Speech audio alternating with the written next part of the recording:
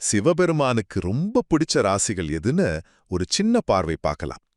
இந்து ஜோதிட நம்பிக்கைகள் படி பாத்தீங்கன்னா, சில குறிப்பிட்ட ராசிக்காரங்களுக்கு சிவபெருமானோட சிறப்பு அருள் இருக்குன்னு ஒரு நம்பிக்கை இருக்கு.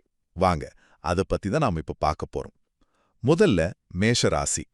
இவங்கள பத்தி ஒரு இன்ட்ரெஸ்டிங்கான விஷயம் என்னன்னா, இவங்க ஆரம்பத்துல முருகன் மேல ரொம்ப பக்தி வச்சிருந்தாலும் ஒரு 40 வயசுக்கு அப்புறம் சிவனோட தீவிர பக்தர்களா மாறிடுவாங்கன்னு சொல்லப்படுது. இரண்டாவதா கடக ராசி. இந்த ராசியோட அதிபதி யாருன்னு பார்த்தா சந்திர பகவான். அவர் சிவனுக்கு ரொம்பவே பிரியமானவர் இல்லையா? அதனாலேயே கடக ராசிக்காரங்களும் சிவனுக்கு ரொம்ப பிடிச்சவங்களா கருதப்படுறாங்க.